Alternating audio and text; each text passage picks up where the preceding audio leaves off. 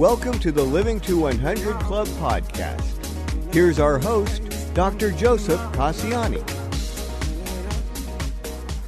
Welcome to all of our listeners tuning in to the Living to 100 Club podcast. This is Joe Cassiani, your host for this program. I'm very happy to welcome each of our listeners. As many of you know, these podcasts are recorded and are available within a week on the club website, living2100.club. We focus on successful aging, longevity, and making it over the hurdles. And one of the best parts about hosting these conversations is bringing in guests to share valuable information with our listeners, information that makes us more informed, helps us to live longer and healthier, and inspires us to do better. Today's no exception. Sara Zeff Geber has spoken and written about the concerns and opportunities that we encounter as we age. We'll be talking about what it means to get older and the many ways that people are approaching this bonus phase of life that most of our parents never had. Let me tell you a little about Sara's background. Dr. Sara Zeff Geber, the 2018 recipient of the Influencers in Aging designation by PBS Next Avenue, has developed a niche specialty working with solo agers, people who have no children or who are aging alone. Dr. Geber is the author of Essential Retirement Planning for Solo Agers, a retirement and aging roadmap for single and childless adults. This was selected that year as the best book on aging well by the Wall Street Journal. Sara is a regular contributor to Forbes.com on the topics of aging and retirement. She was recently invited to join the advisory team for Nexus Insights, a think tank and incubator for revolutionary concepts in senior living and aging. Sara is a sought-after speaker at conferences on retirement and aging, and she's active in the Retirement Coaches Association, the American Society on Aging, the Life Planning Network, the Transition Network, the Sonoma County Section on Aging, and the Gerontological Society of America. Though married, Sara considers herself a solo ager. She has no children. She lives with her husband and Pooch in Santa Rosa, California. Sara, I'm very excited to have you as our guest today. Welcome. Thanks, Joe. I'm happy to be here. Great. Well, I always like to begin by asking our guests to tell us a little bit about the journey that brought you to where you are today. Sure, I'd be happy to do that. I started out doing management consulting, did that for about, almost 25 years. And then a funny thing happened. I was doing tremendous amounts of executive coaching back in the early 2000s. And I began to notice with my baby boomer clients that they were starting to talk more about their retirement plans than their succession plans or their strategic plans. So I thought to myself, there's sort of a sea change happening with boomers. And I think I want to explore that. So I mostly got out on the internet, I would say, and looked for what was available to people who were in that transition mode. Was there any help available for them? Were there any resources? And I didn't find very much at that time. And I decided I was going to start to transition my own coaching to retirement coaching rather than continue on with the business coaching.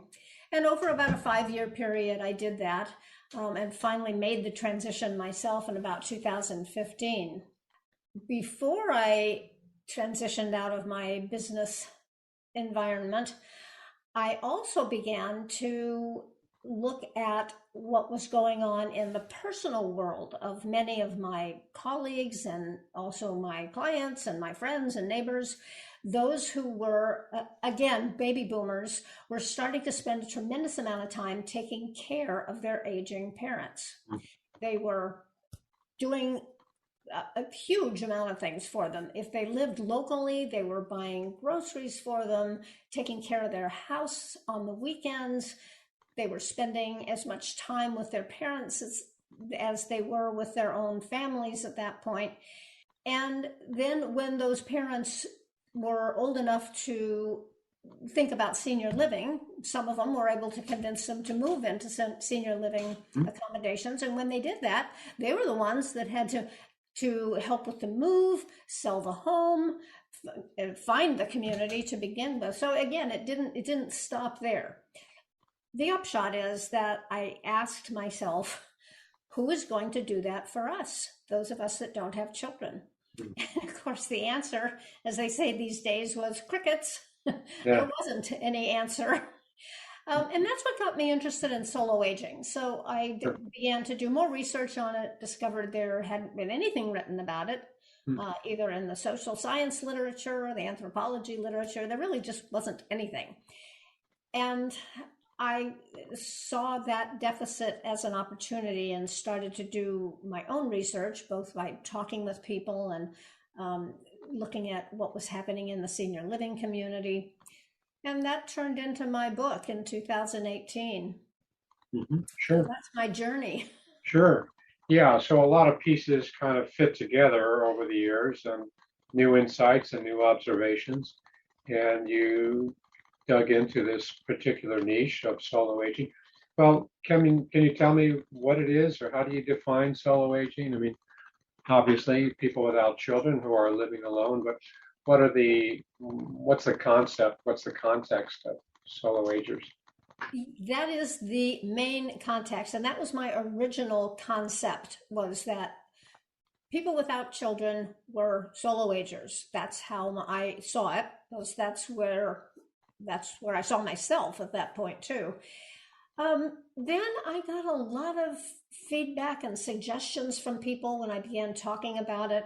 People would tell me in the presentations that I was making, well, you're talking about people who don't have kids. What about those of us who are living alone now and don't see any change to that in the future? We're divorced or never been married, never had kids, or had kids, but those kids were estranged, or they live 3,000 miles away, or in this day and age, maybe 9,000 miles away. And I started to expand my definition of solo ager to include people who are really aging without some kind of familial support system locally. Whoever fell into that boat, I consider a solo ager now. So of course that expanded the pool. Initially, what I found was that just under 20% of baby boomer women didn't have children. So that was a big number just in itself. But then when you add into that those who are aging without family support for other reasons, then you're climbing up to 30-something%. Then that's huge. Between the two groups, a total of 30. Yeah, total. 30-something% of people today, I believe, would call themselves solo agers. Yeah. That's a lot. 1 out of 3. Sure. Yeah, and when you consider how large the baby boom population cohort is, it's many millions of people.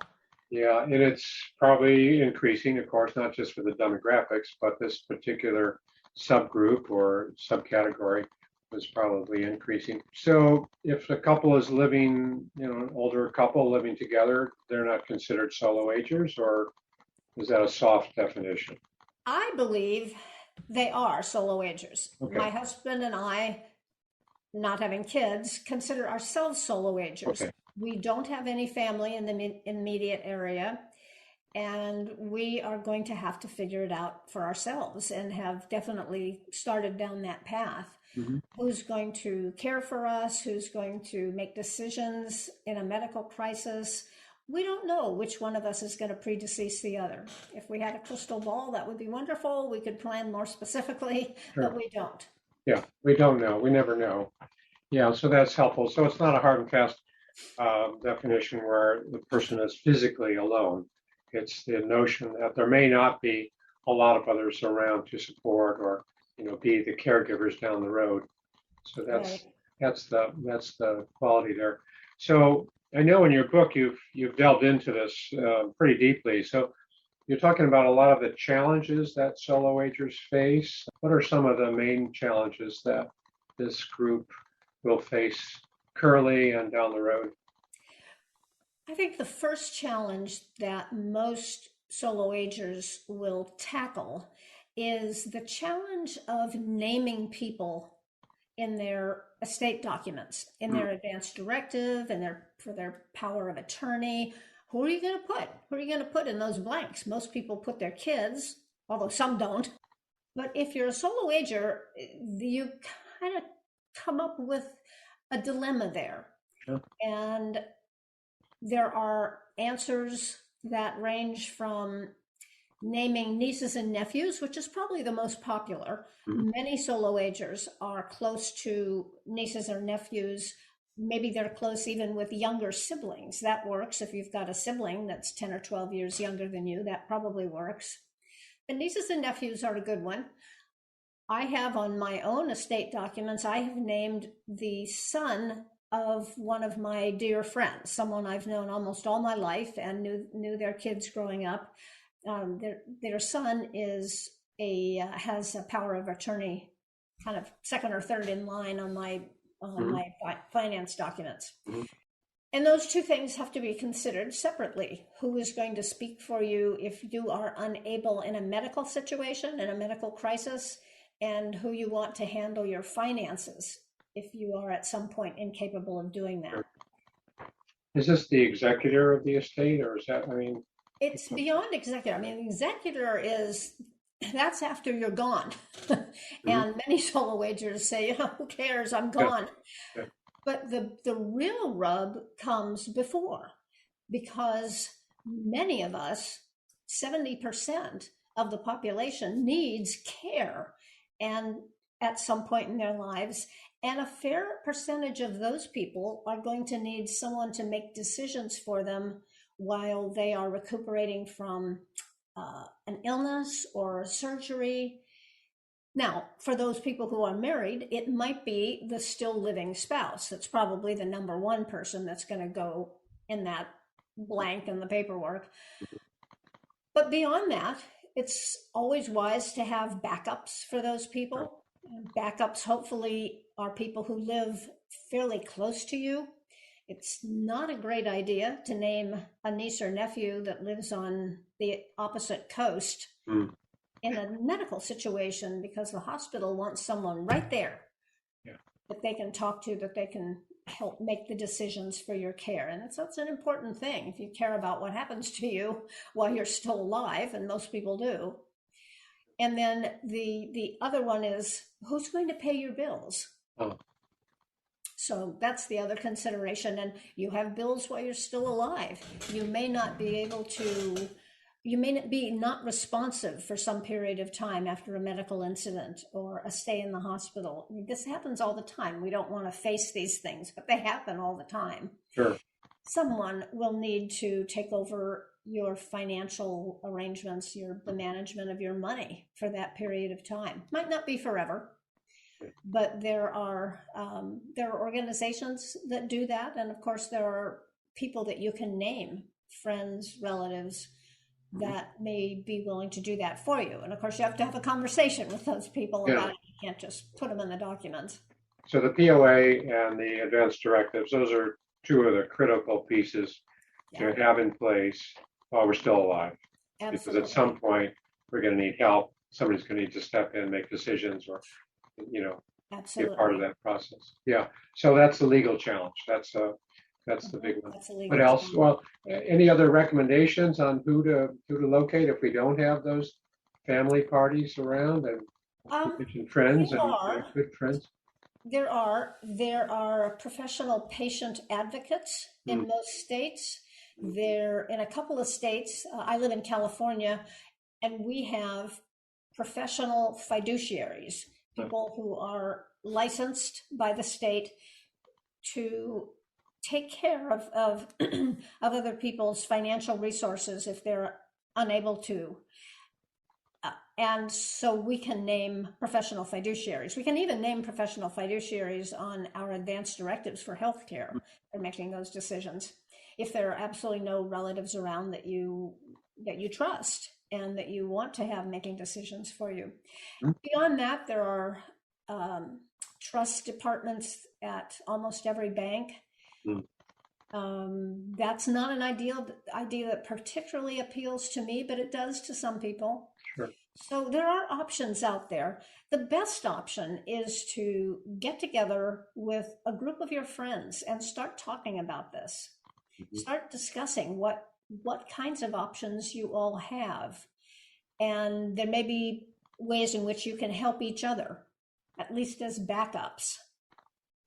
Sure. That's great information. The professional fiduciaries, having the discussion with your closest friends and maybe somewhat distant relatives, but starting that discussion and give and take and maybe sharing and maybe offering to help each other. That's great information. Any other challenges for this I group? think, yes, I think actually one of the biggest challenge that this group faces is where you're going to live. Oh. Where are you going to spend those years of your life when you are not as active, when you are not as able to do the things that you can do today? And again, most baby boomers don't want to think that's going to happen. Mm. Most people want to believe, and I won't just lay it at the feet of the boomers. I think this has been true throughout history, but we're living longer these days. So baby boomers probably are the first generation to really give it more consideration, if they'll even think or talk about it. Most baby boomers expect they're going to live this happy, long, healthy life and then just die one day on the golf course. Sure. And that would be lovely for all of us, but that's just not the reality for a lot of people. So thinking about where you're going to live is an important job. And of course, most people these days are drinking the Kool-Aid about aging in place. I'm not a fan of aging in place if that means that you're going to age alone in your 2 or 3 story suburban home without transportation nearby and not knowing many of your neighbors. It's just really a recipe for isolation, loneliness, and any kind of disaster. So, what options does that leave? Most people think immediately, well, then I have to go into some kind of institution. Well, not necessarily. There are lots of options, of which senior living is one consideration, and many people are quite happy doing that. In an independent community or a continuing care community, there are 55 plus communities that you might move into. They're now called active adult, and they don't have any health services on site. There's no help for you if you have a medical emergency, but at least you have people who live close to you, because most of these communities are either condominium complexes or very close-knit homes, even mobile homes, very, very popular in the Southwest for 55 plus communities. People get to know one another in these communities. They support one another, they help one another. It just seems to be part of the recipe for what makes these communities work. Mm-hmm. Sure. It's also home sharing. I was just going to ask about home sharing. That's another option that we had a guest on our podcast a while back, and she's very vital to her community and helps to put together these groups of people that have spare rooms and people that are looking for spare rooms. Yeah. Absolutely. There's a couple of websites that will help you even find homemates, I call them. Yeah, sure. Can you think of any websites offhand? Or yeah, Silver Nest is probably my favorite. There are others, and some of them are more local. So you may find in your own community that there is a kind of a roommate matching service. But I love Silver Nest, and they are operational in most metropolitan areas now and some more rural areas.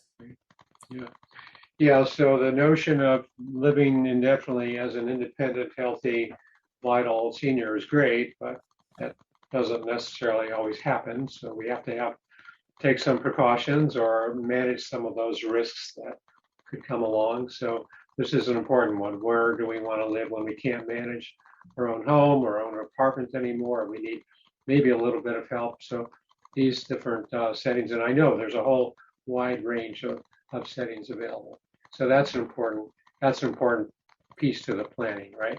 Yeah.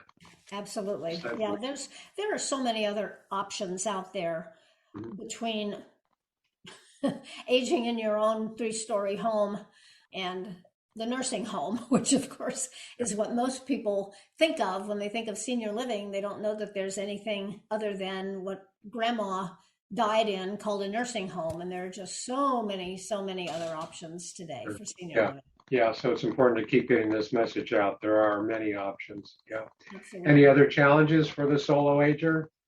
Those are the main ones: the health, the finance, and the environment, or where you're going to live. Those are the 3 key elements of solo aging that I encourage people to think about. Talk to your friends about. If you're a solo ager, you probably have a cadre of other solo ager friends around you. You may be a solo ager who, by virtue of the fact you don't have children, but you may have other family that lives close to you. I have one friend who was the youngest of 5 girls when I knew them, because I've known them all since junior high. And 4 of the 5 of them got married, had kids. And the 5th, who was actually my close friend, did not do that. She decided not to get married, not to have kids. She became a scientist and actually spent 13 years of her life in the Galapagos Islands. So when she came back to live in an area of California, she lives fairly close to her sisters, and she knows her nieces and nephews very well. So I tease her about being a solo ager who really isn't, because she will always have those family resources of lots of different generations that many of us just don't have. Sure. Yeah, that's so true. Let me ask you about how this opportunity compares with what our parents had. Obviously, when we talked on the phone, that we knew that our parents didn't even know about a lot of these options. They may not have been available, let alone being able to plan for them. So any thoughts on that, and how we can kind of take advantage of what we had today compared to what our parents did not? Well, let me start by saying that of the thousands of people that I talk to over the course of a year, the people who are most willing to hear what I have to say and to start thinking about this are those that had to take care of their own parents. And that it takes many different appearances. Some actually had to go live with those parents in order to take care of them. Some had parents that absolutely refused to move out of their own homes. So they set up elaborate communication systems with them, involving Skype calls once a day and viewing their bank accounts together, paying their bills together by phone or by Skype, really elaborate systems. So they're really in tune with what they need to do to set things up for themselves. Those people who haven't experienced any of that are less in tune with it. Now, our parents' generation had many more kids. I think that 10% is about the rate of infertility, and those were people who truly weren't able to have kids, and there was no in vitro fertilization back when our parents were wanting to have children. So some adopted. And some became parents by fostering. So there were other kinds of ways that people became parents, but you just didn't think about or hear much about people who didn't have kids. There just weren't that many of them in our parents' generation. Plus, we are living longer.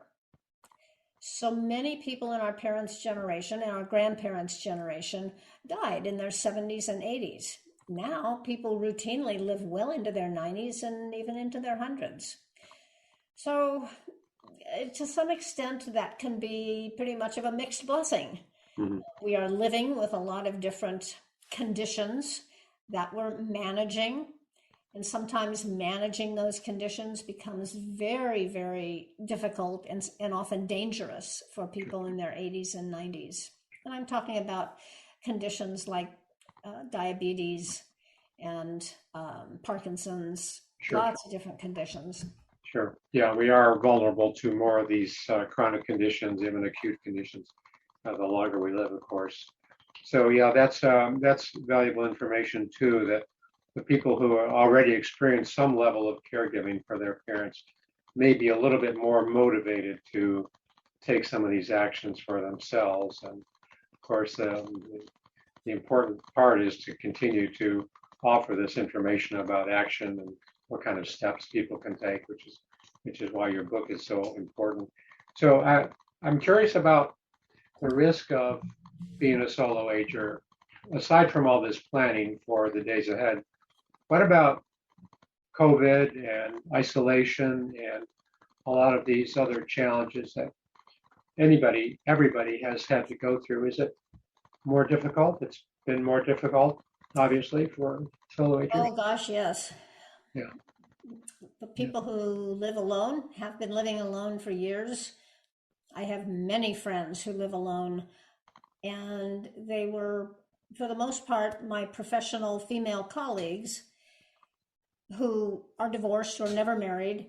And COVID was very, very tough for them. It was tough for everybody. But for people who live alone, it was especially tough. We all got a taste of loneliness, isolation, trying to figure out how to be with people somehow, hence all the Zoom calls and Zoom fatigue and all of that. So, but I think it was especially difficult. And that wasn't limited to solo agers, because people who had kids couldn't see those kids. And that was extremely difficult.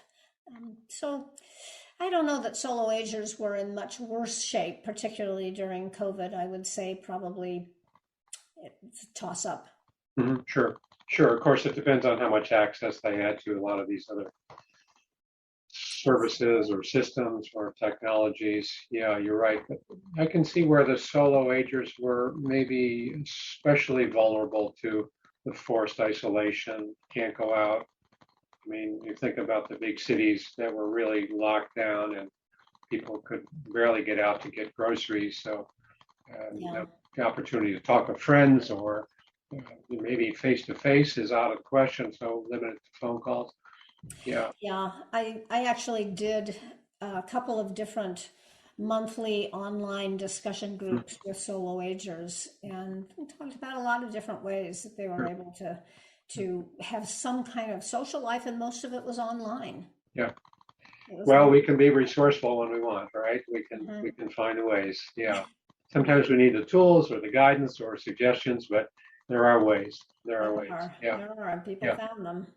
Well, this is great information. I mean, I love the notion of planning and all of these extra factors that we need to wrestle with as we prepare for our safe and secure future.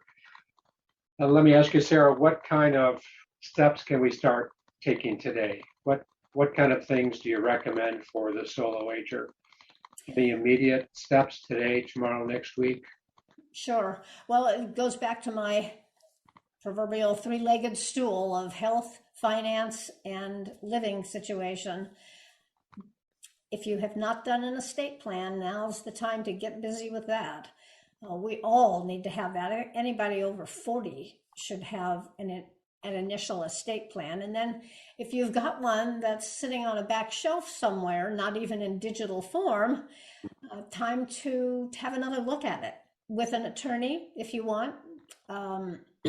That'll differ depending on what your resources are financially. But I like the idea of working with an attorney. They know how to put things in the kind of language that hospitals understand and courts understand. But you can do it on your own. There are some help aids online. NOLO Press has one for sure. NOLO Press. Mm-hmm. So, number one, tackle that estate plan and your care plan. And then begin to take a look at where you're going to be living later in life. Mm-hmm. And is your home safe to stay in, even in your 60s and 70s, let alone getting beyond that? I always encourage people to look at the full range of living opportunities. Mm. Make a visit to some of these active adult communities or some of the continuing care communities. If you don't know what they look like and have never been to one, they're always welcome to have they welcome having visitors and showing people around. And the more you do it, the more you visit some of these potential places to live later in life, the more you'll be able to kind of compare and contrast and find the ones that really appeal to you, or start doing your own research on what's around you in terms of co-living, co-housing. Co-housing is another concept that's gotten much bigger in the United States. There's several hundred co-housing communities around the country. I'm a huge fan of co-housing. Sure. You really have a community. And, you know, it's interesting, Joe, that's a word I haven't used yet, and I usually use it all the time. It's really all about building a community. Yes. Having and maintaining a community around you throughout your life. Mm-hmm. Sharing resources, building on our own strengths, and helping people where we're stronger, where other people may not be so strong, and that kind of community give and take. I love that too. So the co-housing concept is another important step, for sure. Yeah, you can learn more about that at cohousing.org or cohousing.com. Those are great resources. If you don't know anything about co-housing and want to learn more, it comes under the heading of intentional community. Mm-hmm. And these are communities that are together because they want to be. They've chosen one another to a great extent. They choose how they're going to run the community, the upkeep of the community. Most of them get together for 2 or 3 meals a week. But everybody, it's not like the old hippie communes. Not quite. Everybody has their own life and their own house, whether that's looks like a condominium or a little cottage on the grounds of the co-housing community. Yeah. But much of your space is part of the community resources. There's often large community dining room and entertainment room, and just lots of multi-purpose rooms for people to work out in or have discussions in, or all kinds of things.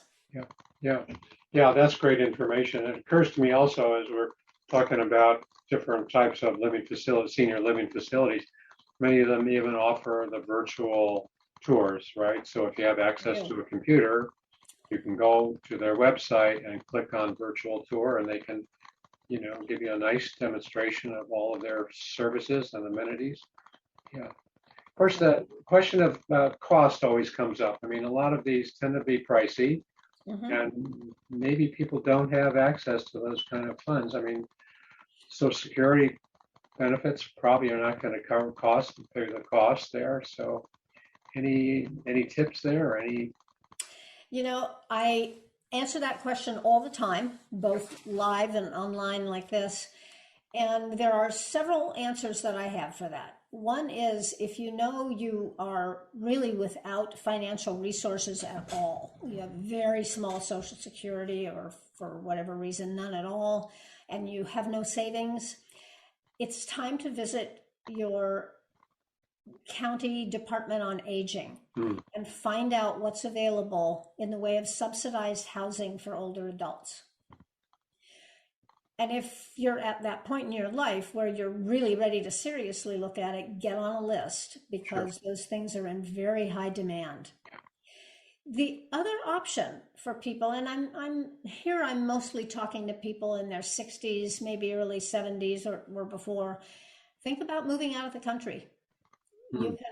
You can retire and live a very good life outside of the United States. There are many places in Mexico and Central America that are very attractive to American and Canadian expatriates, and have huge communities of them. Down in Ajijic, which is around Lake Chapala, there is an expatriate community of 50,000. Wow. And this is not new. Lake Chapala communities have been forming and attracting Canadians and Americans and some Europeans since the 60s. So, and that's the biggest one I know of, but there are many, many more. And it's amazing how much less expensively you can live. If this is piquing your interest, then the resource for you is called internationalliving.com. They put out a lovely magazine, comes to my house every month. And you can also find out all of their information online. Very rich, very deep website like AARP has. So International Living is a great, great resource. They do a ton of research into what are the what are safe, secure, reasonable cost areas every year, and they put out a list. That's a great resource. I love that. I love that. And the idea of that's really starting a new chapter. Think about moving out of our home in Chicago and going to another country. That's really opening new doors, literally. Yeah. I love that. So a lot of what we talked about today is in your book, Sara, and I mentioned it at the outset, Essential Retirement Planning for Solo Agers. How can people get a copy of your book? Best way is on Amazon. Mm-hmm. Yeah, Amazon. Amazon usually has it for somewhere around $13 or $14. Mm-hmm. Yeah. So won't break the bank. Not a hardcover. It's a soft cover book. Yeah. Okay. Lots of worksheets and checklists and things like that in there. Sure. So we only touched on part of it, I'm sure, today in our brief talk. So there's a lot more, I'm sure, a wealth of information in the book. So I would recommend it. I have a copy here that you kindly sent me already, and it looks like a great book. So I'd recommend it. So just lastly, what would you hope our listeners take away from our conversation today? A little motivation to get started with their own plans. Again, starting with that estate plan. This one thing estate planning really gets you doing is thinking about these things. Mm-hmm. And the other thing that I would hope it motivates you to do is to talk to your friends, to your family, to the people that around you, especially those that you believe that are younger than you, that will be around when you may be much older and maybe frail, maybe have difficulty making decisions for yourself. We don't have a crystal ball. We don't know what's going to happen to our bodies, to our minds. And those are very, very real. I hate to call them threats. That sounds so ominous, but this is reality. Mm-hmm. We're not going to be the healthy, vibrant people today that we are today when we're in our 90s. And many of us may live well into our 90s and even 100s. I have a cousin, actually, she's my husband's cousin, who's 98. And she's been in an assisted living community for about 12 years now. Her daughter also lives in the area, and she and I both go to see her regularly. And she doesn't really have anything wrong with her. Her body is just wearing out. Mm-hmm. She can't really see anymore. She can't hear much anymore. She can't feel her feet underneath her. So she has recently gone from a walker to a wheelchair. Mm. And these are the kinds of things that happen to people like you and me. Sure. Yeah, there is some physical decline. So what you're talking about is exploring these options, looking at all the different considerations, and I call it informed decision making. I mean, get more information so when we do need to make those decisions, we have a lot of the data already. We don't have to make some quick, hasty, impulsive decisions. Absolutely. Makes a difference. Yeah, that's great. That's great. Well, thanks very much, Sara. Before we close, I just want to mention to our listeners, I want to remind them about a few items. Pleased to announce a new co-sponsor for our podcast, A Mighty Good Time. Are you looking for ways to engage and stay active? Check out amightygoodtime.com. A Mighty Good Time is a one-stop shop for events and activities for those 50 and over, free to search and free to post, amightygoodtime.com. Also, there's a new offering on my website where individuals can arrange one-on-one calls with Dr. Joe, that's me, to discuss bouncing back from setbacks. How can we tap into our resilient self? How can we find ways to make it over those hurdles we face on our different journeys? Take a look at the Work with Dr. Joe tab on the website, living2100.club. Be sure to subscribe to our email list, receive our newsletter and other announcements. And finally, pick up a copy of my book on Amazon, Living Longer is the New Normal. I think that whatever age we're at, inspiration and a positive mindset can be put to good use. That's my message in the book and something that I think our guests would agree with. So, Sara, thanks so much for being a guest on our show today. If people might want to contact you, how can they do that? They can contact me at my website, which is, well, you can get there in two ways. You can get there with my name, SaraZeffGeber.com, or you can get there through my company name, lifeoncore.com. And some of the worksheets and checklists and all from the book are actually available for free on my website. Great. Okay, so sarazeffgeber.com and lifeoncore.com. Right. That's great. Thanks so much for being a guest on our program, and I'm sure our listeners have benefited tremendously. And thanks again for being here. And thank you, Joe. And thanks to everyone for tuning into this episode.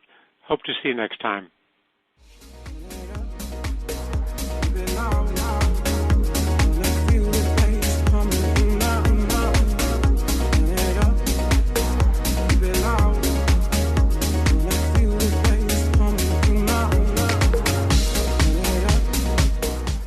Hey everybody, Jared Sebestier, host of Retire Repurposed. This podcast is dedicated to help people transition into fulfilling and purposeful retirements.